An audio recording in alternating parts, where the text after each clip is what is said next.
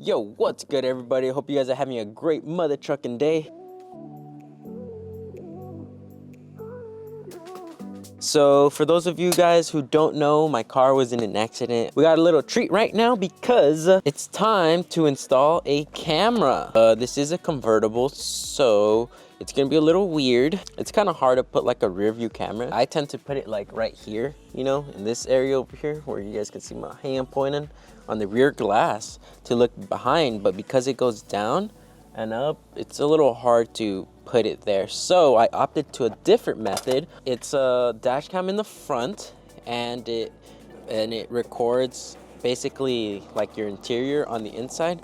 So let me show you guys what I bought. One of these. It's one of the thru Nexus 2X or N2X, which is this camera right here. So as you guys can see, it has a front cam or interior camera on this side, and then the front camera on this side. And I decided to go this route solely because I didn't really have anywhere to mount a rear camera, like a more like a corded rear camera. So I went this route. Yeah. With that being said, hope you guys enjoy, and let's get into it. So what we're gonna be needing today is one, our camera, and it has a couple cool neat things that comes with this camera. Probably the most important thing that we're gonna need from here, honestly, it's probably like the only thing we're gonna need from here, which is a little unsettling, but we'll make it work, and I'll show you guys how. It's literally gonna be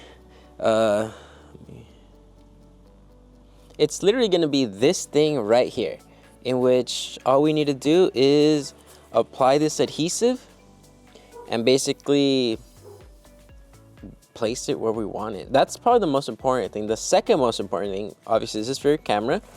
Second most important thing, I'm not gonna do AC like car, like connect to the car battery, or I'm not gonna utilize the car port to charge this battery. I'm actually gonna do a hardline.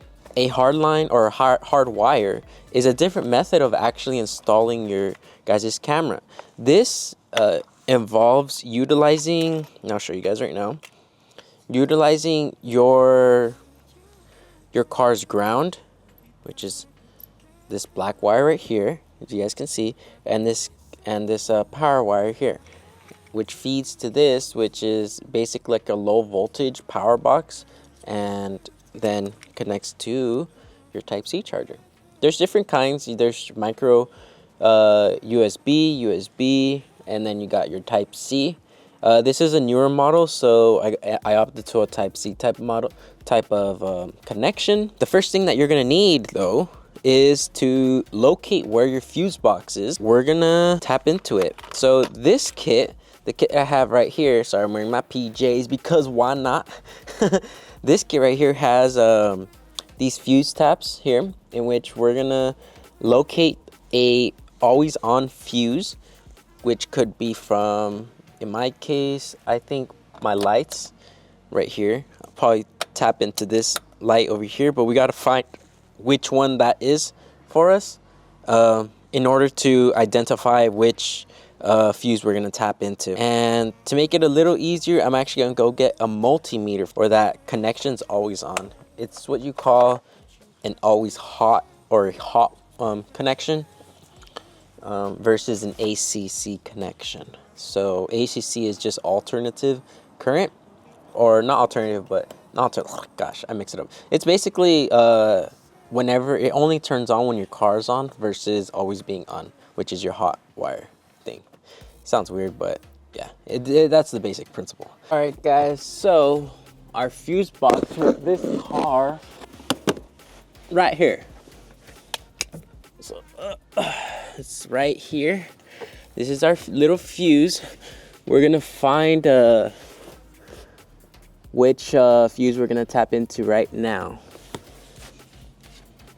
Alrighty guys, there's multiple ways we can go about this. The way that I'm gonna go about this is I'm actually gonna use this multimeter. I'm gonna go through every fuse right now that the car's off to determine which fuse has power right now. Based on that, we're gonna basically add our fuel tap and then run the wires. Multimeter, that's this yellow thing right here, and we're just gonna test it. So our first one is, my bad, it was off. We're going for voltage, DC voltage. We're looking for a 12 volt. All right, guys, so we got some good news and some bad news. The good news is I think we found a fuse to tap into. The bad news is it's not inside, it's out here. So we got to find a way to actually tap into it. So I'm currently tapped into the lights right here.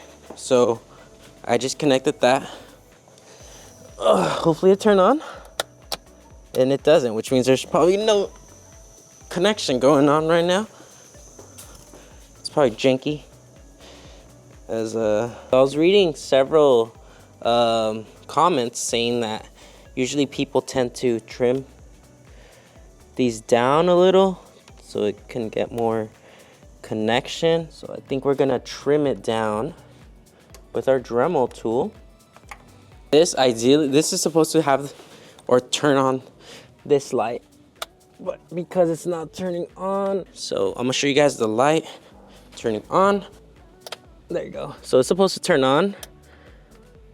That's it working. But when I connect the fuse tap, it doesn't get. So we're gonna go Dremel this for a little, and we'll come back to you guys right now. Getting my handy dandy Dremeled, which is that one battery, but I think that's gonna be enough to carry us through this. Let's find the right freaking attachment. There you go. Push it in. Boom. I really like these attachments for the Dremel. So all we're gonna do is we're gonna trim a little bit on the sides right here, and that's what we're gonna do.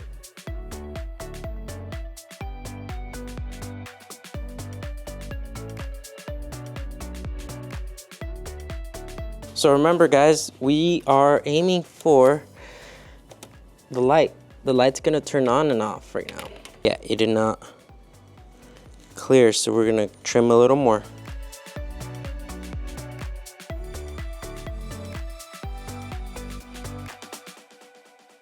So we trimmed down significantly. Let's try a different one. Okay, this one works. It's just a different type of fuse. So we used one of these. It's like a micro fuse thing. It didn't work as we wanted to. I tried trimming it. So I trimmed it on the side with hopes that it would fit, which sucks. I'm gonna try trimming the front, maybe the front part of it.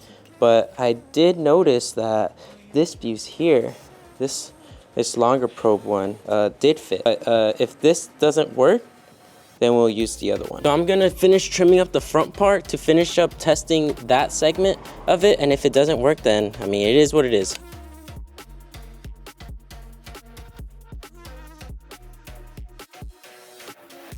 All right, this is the last chance for this fuse. If it doesn't work, then we're switching to the other one. I am having a really hard time. I can't seem to find it. There isn't much on YouTube. Through trial and error, I was able to utilize the multimeter, and I found a wire that has constant 12 volts. So in my case, I'll show you guys, I ended up removing these cover panels to get more access to the fuse right here. And I ended up finding one. So like I mentioned earlier, I didn't end up using the regular fuse tap, so I ended up actually opting out to this option over here, which is a little different, but it works, and I receive the voltage reading that I'm looking for, which is a 12 volt voltage reading, and I'll show you guys right now.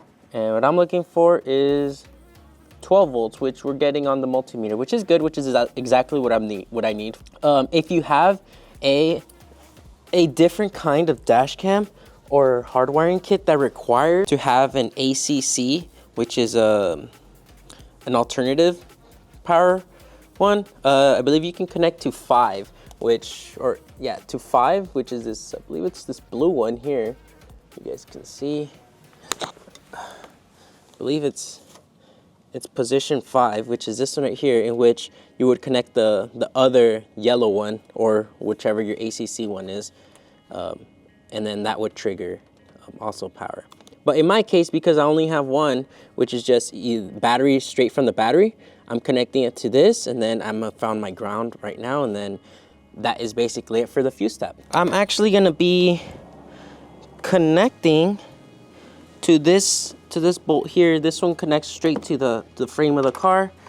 All I'm gonna do is I'm gonna loosen it up. This one from here, I'm gonna ground the black wire into that little bolt that I just unloosened, and I'm gonna add my red wire here to connect to. So that's what I'm gonna do right now. Just literally put it in there. Boom, just like that. And we tighten it. Let's test it. Okay. Now we're connected. Now we should have power on our cable. So this is our Type-C connector, in which we're gonna be basically connecting it to our camera. Do we have an image? Boom. Looks like we got power. It's working. So now that we connected straight to the battery, now we can actually start the installation for the camera. So we know it works. We know our tap works. So now let's get going and install this camera. Currently I'm updating the camera.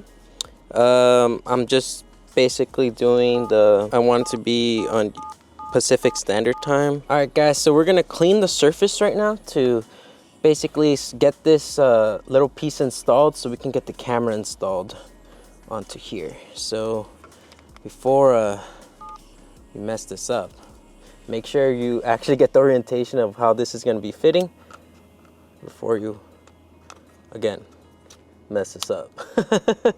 So this is how my camera's going to be oriented, like this.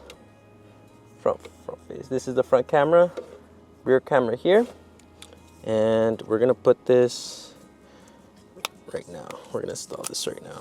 Be installed right here. Sorry, this is a gift from one of my best friends. It's his wedding thing.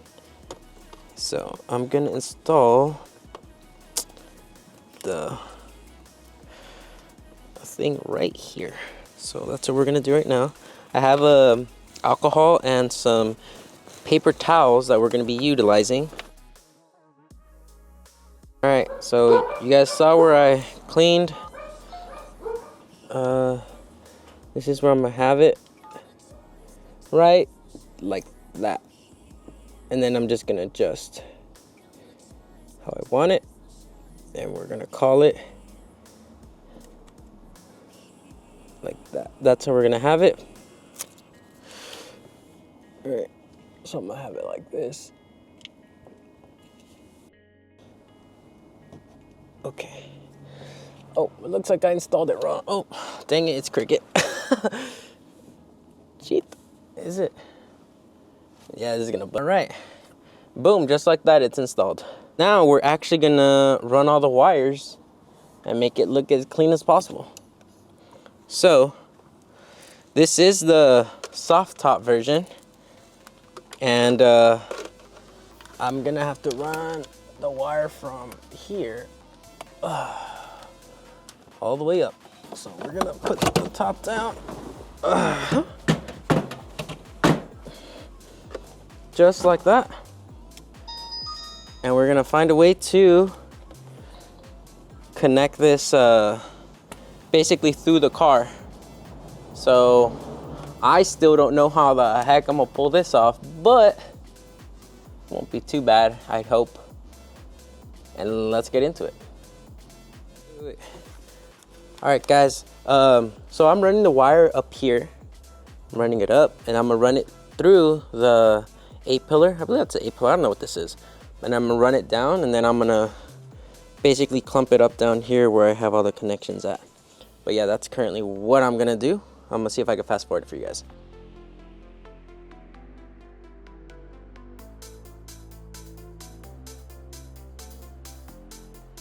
All right, so guys, so right now my dad is he wants to put that little weather guard on. So he's putting on the weather guard. We're basically gonna run the wires through it so we can basically hide and make it look as clean as possible. Alright guys, and we just finished installing it. We ran the wire up through here, put a little cable right there in the back just to hide it basically. Looks pretty clean. And then right now we're gonna tidy this up. Alrighty guys, and just like that, we have installed our dash cam. Like nothing ever happened actually. It looks really freaking clean. So just a quick recap of what exactly we did. We tapped into a fuse that has constant power right in here on the the 2023 MX-5 MIATA. And we basically we ran power, we grounded it like to a bolt right here to the chassis, so we're able to connect. We put a 5 amp fuse on it, so it doesn't, like, in case of an emergency, it just it blows the fuse instead. I highly doubt we're gonna get to that point, but in case of anything, you know, we have that option. Safety, protect our electronics. And then we decided to run the cable all the way up here on our 8-pillar down over, and we tied a knot right here in order to gain access to this. Well, what makes it a lot easier is just removing this whole trim panel here, and you just do that by removing this little bolt, or not a bolt, but this little fastener that's in the back over here, and just removing it, and then just removing the whole trim out, and then it just gives it a lot more access to fuses. We didn't utilize the mini fuses that the car tends to use. We ended up using a regular fuse. I think they're like regular fuses. I don't think it's the minis like these are the tiny ones. The regular ones they look a little different. But yeah, we weren't able to utilize that, but we were able to utilize a different type of fuse in which we were able to use the tap.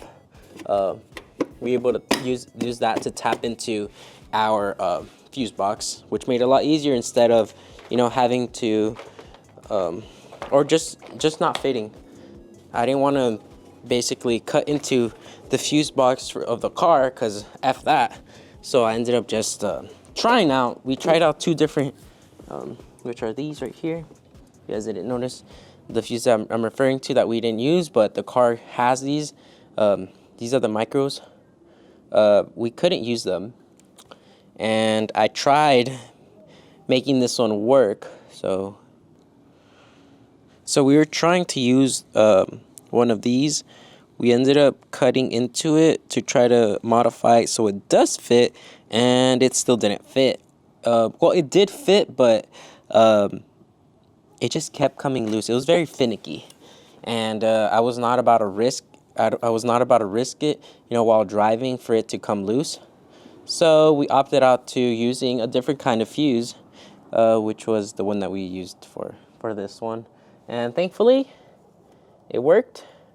Now we have power. We ran cables up, and it's looking pretty mighty fine right now.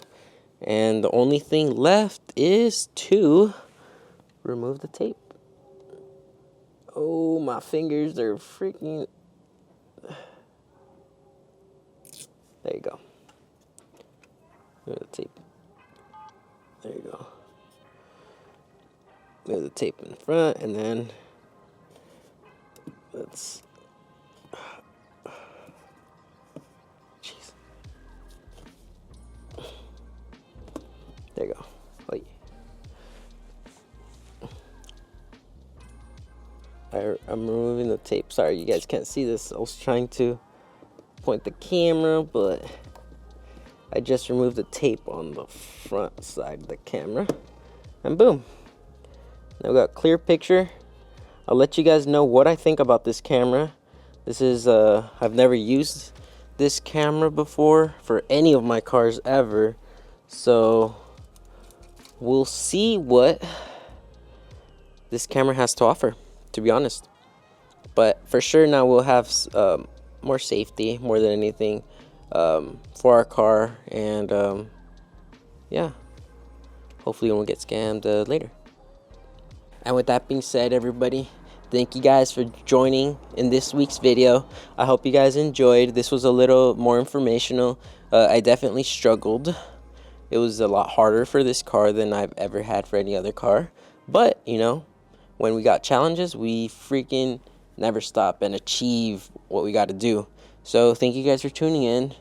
Hope you guys have a great New Year's, or had a great New Year's. I appreciate every single one of you guys, and you know, start the year off strong. Start the year off like, you know, in great positive attitude, and just like with that eagerness to just want to learn and better yourselves. You know, let's make this year, this new year, a year of growth, self-growth, and perseverance. You know, everything is achievable if you put your mind to it. So with that being said, thank you guys for joining this week's video, and we'll catch you guys next time. Peace out, and remember, never freaking stop. I'll catch you guys next time.